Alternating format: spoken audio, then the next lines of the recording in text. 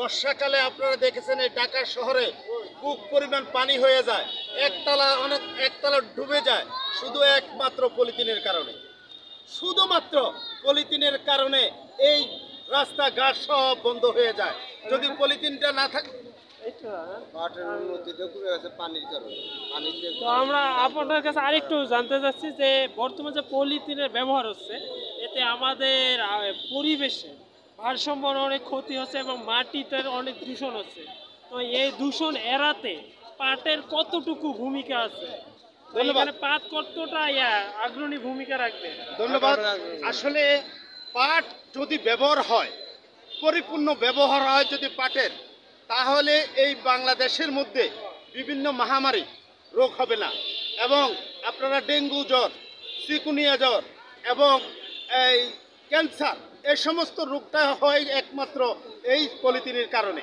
তো এটা যদি বন্ধ হয়, পলিথিনটা যদি বন্ধ হয়, তাহলে এই সমস্ত থেকে আমরা বাঁচব এবং দেশ বাঁচবে এবং জাতি বাঁচবে এবং দেশ উন্নত হবে।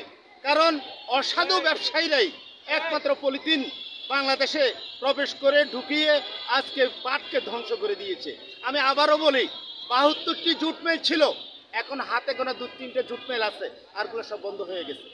একমাত্র 72টা জুট মিলের মধ্যে সমগ্র বাংলাদেশের বিভিন্ন জেলার 66টা জেলার এবং গরিব অসহায় মানুষেরা ওখানে কাজ করত।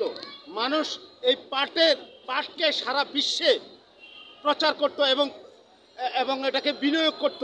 পাট এই বাংলাদেশ থেকে কিনে নিয়ে বিদেশের মাটিতে অনেক ভালো ভালো জিনিস তৈরি করত। এখনও সম্ভব 300টা পণ্য তৈরি করা এই পাট দিয়ে। তাহলে 300টা পণ্য যদি তৈরি হয়, তাহলে বাইরের থেকে অন্য অন্য জিনিস ক্রয় করে বাংলাদেশে আনার কোনো প্রয়োজন নাই। বাংলাদেশটা পাটের দেশ। সোনালী আঁশকে বাঁচান, আমরা চাই দেশকে বাঁচান, সোনালী আঁশকে বাঁচান। ধন্যবাদ সকল।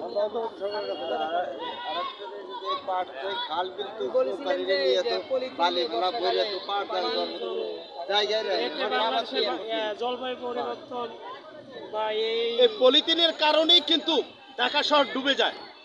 আপনারা দেখেন মতিঝিলের মতো জায়গায় নৌকা চালাইতে পারবে ঠিক এরকম পানি হয়ে যায় বর্ষাকালে, আমরা দেখি। কিন্তু এই পানিগুলো নিরসন হচ্ছে না কেন? প্রত্যেকটা ড্রেনে, প্রত্যেকটা নালায় এবং পলিথিন দিয়ে জাম খেয়ে যায়।